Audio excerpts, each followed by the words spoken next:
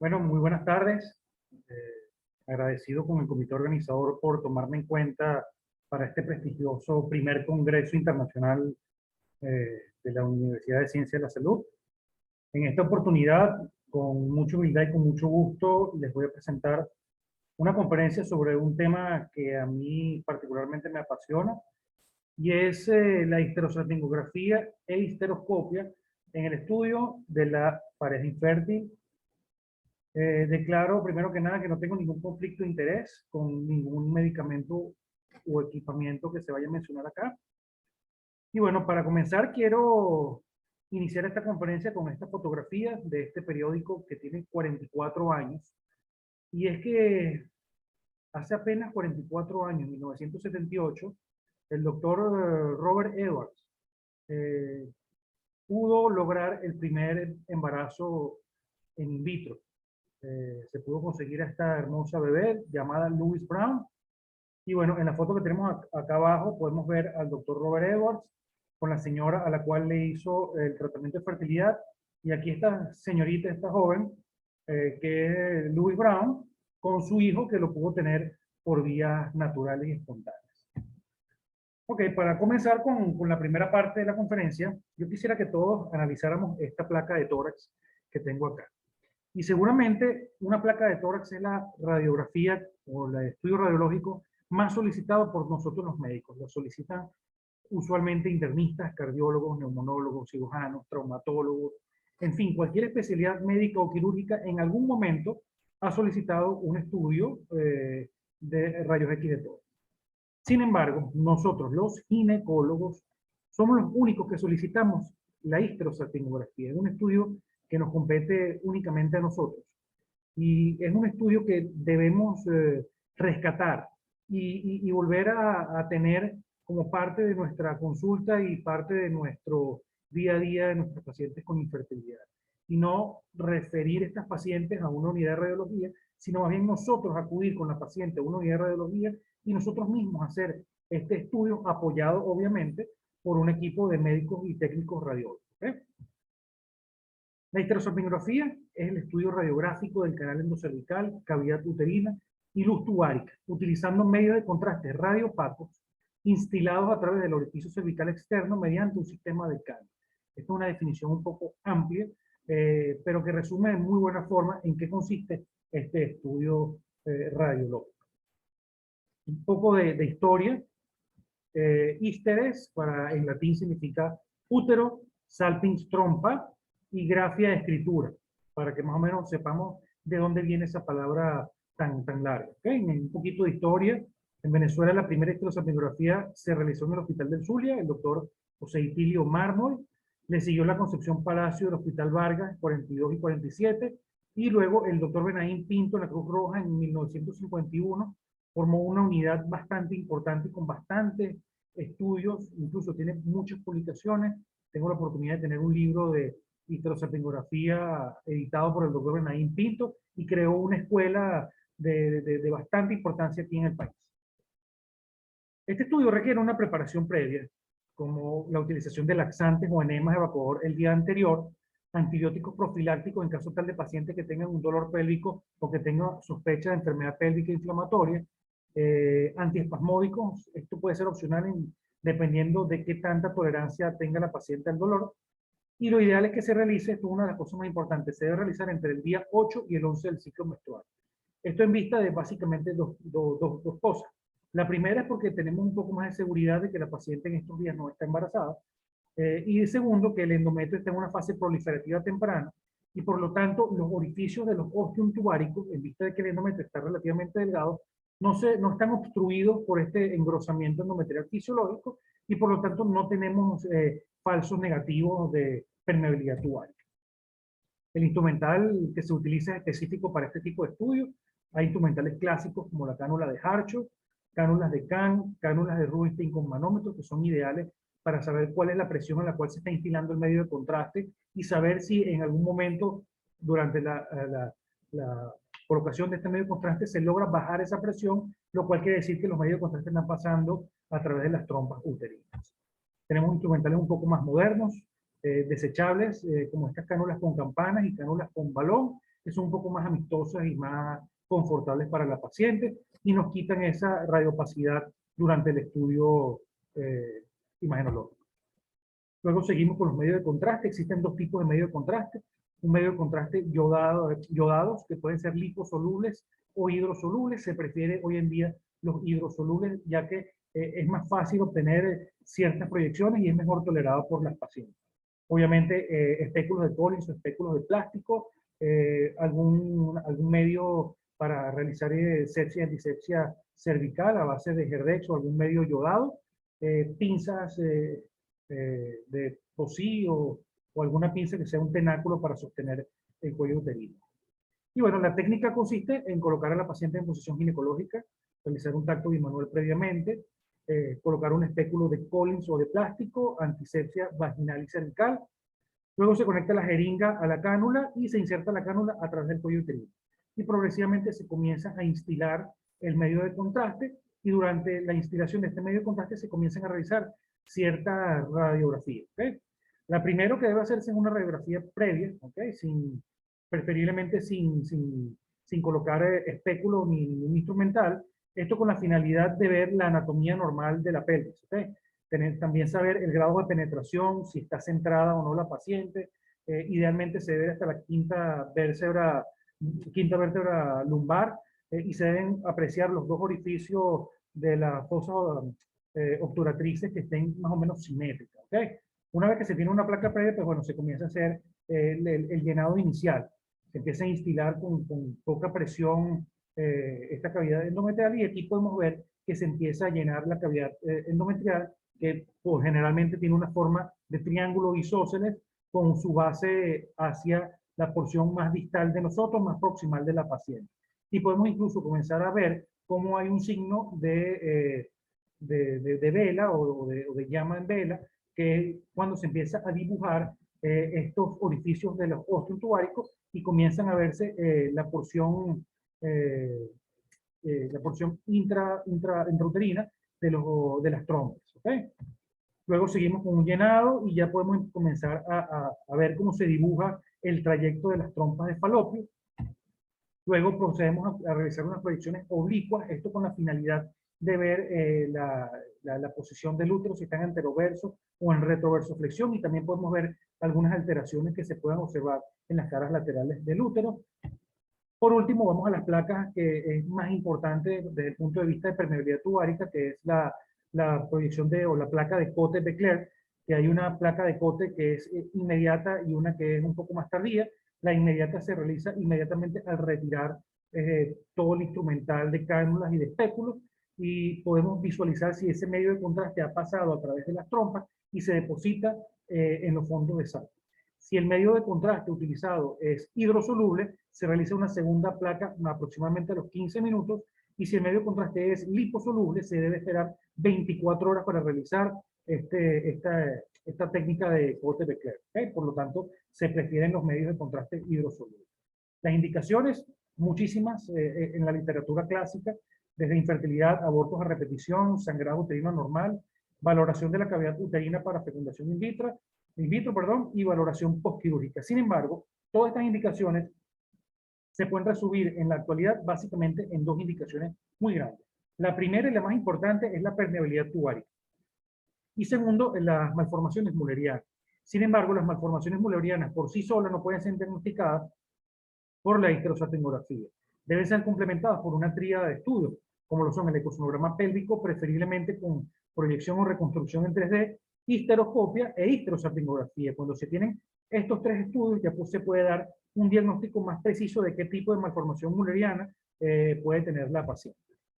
Dentro de los hallazgos más frecuentes que podemos tener en una mujer con alguna patología tubárica, tenemos el hidrosalping, que es la más frecuente de todos, que consiste básicamente en que las trompas están bastante dilatadas, llenas de líquidos inflamatorios, y la porción más distal, que son las fimbrias, están obstruidas, y esta es la típica imagen que nos da en la esterosomografía. Se ven unas trompas que parecen de una forma como si fuesen unas salchichas, y el pronóstico de fertilidad en estos pacientes es prácticamente sentenciada a un tratamiento de alta complejidad en vista de que no hay comunicación natural entre los ovarios y los espermatozoides del esposo.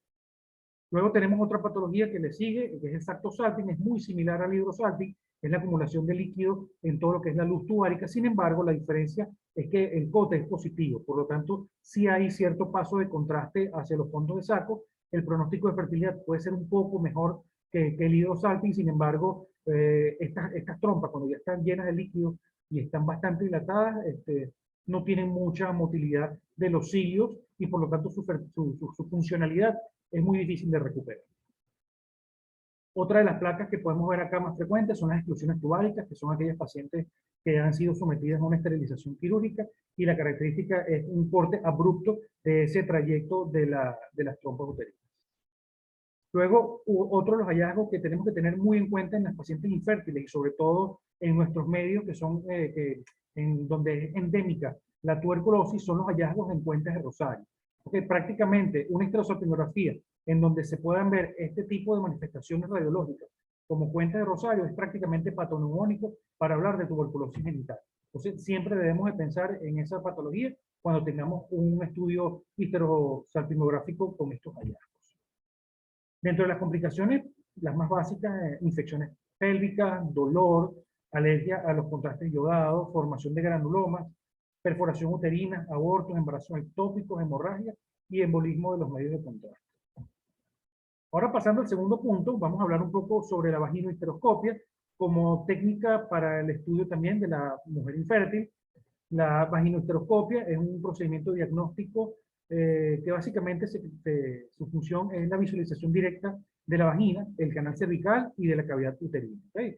Se necesitan instrumentales especiales como son torres de histeroscopia y los histeroscopios, preferiblemente los set de Betocchi, que son los más delgados y que son los más confortables para poder realizar estos estudios. Y bueno, aquí podemos ver una foto de una torre de histeroscopia y aquí podemos ver cómo es una cavidad uterina completamente normal, con los dos orificios de los ósteos y un endometrio sin ningún tipo de patología o ningún tipo de alteración.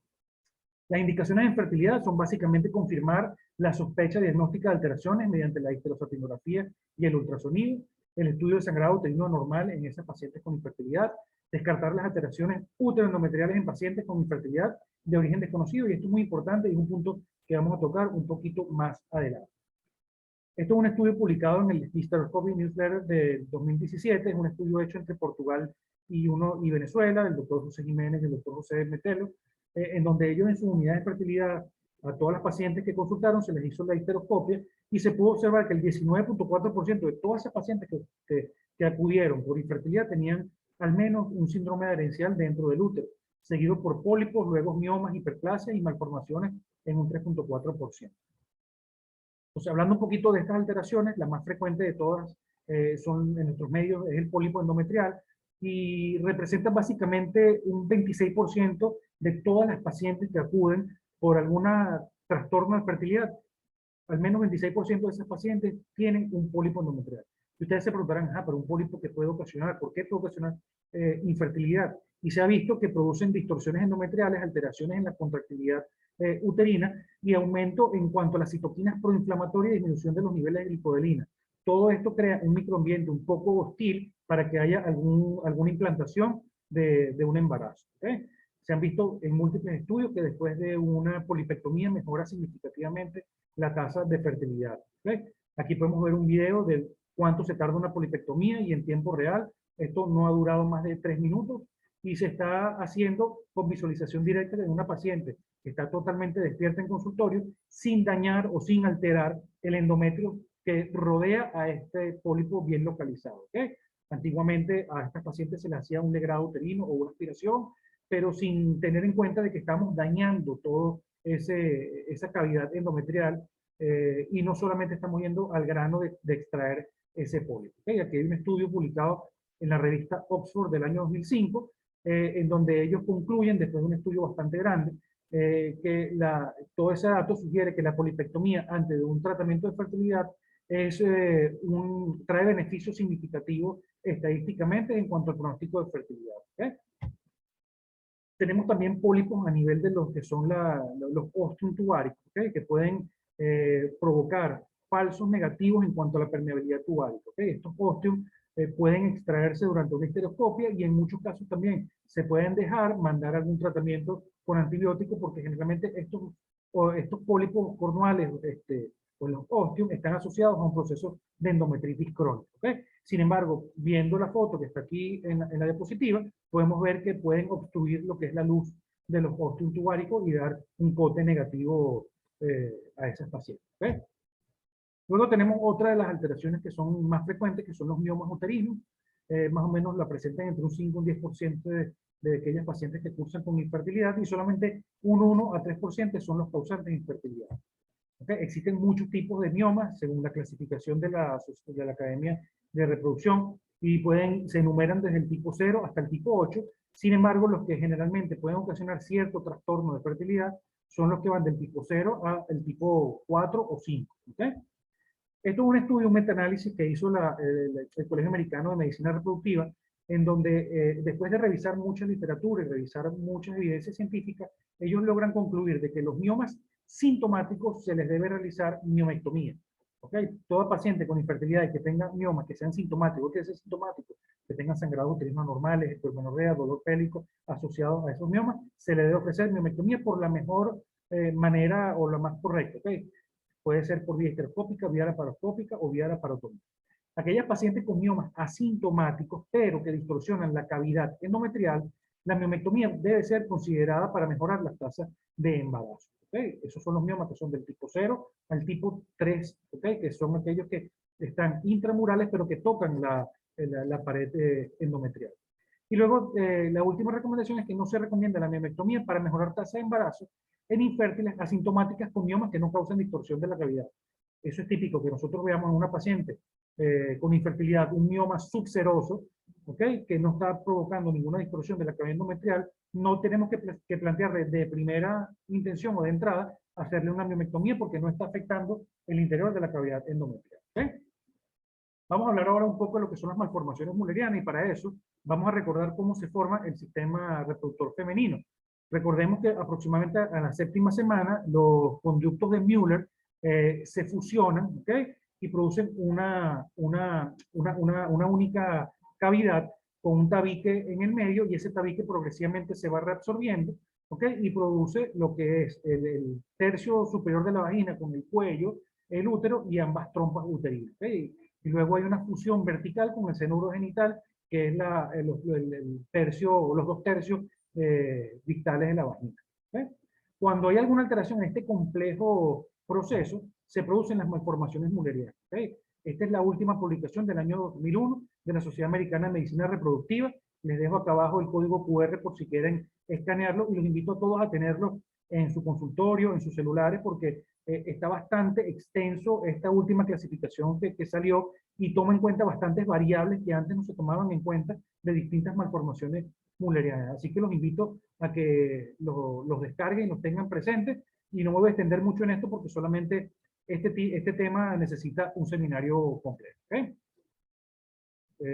Bueno, la finalidad de una histeroscopia en el paciente infértil es básicamente tratar de restaurar la cavidad de forma triangular, visualización y confirmación de la permeabilidad de los ostium tubáricos, evitar la destrucción del endometrio normal, esto es sumamente importante, procedimientos a ciegas en donde tú estás dañando tejido endometrial que puede ser normal, no se justifica estarlo lastimando porque esto puede después alterar la tasa de fertilidad.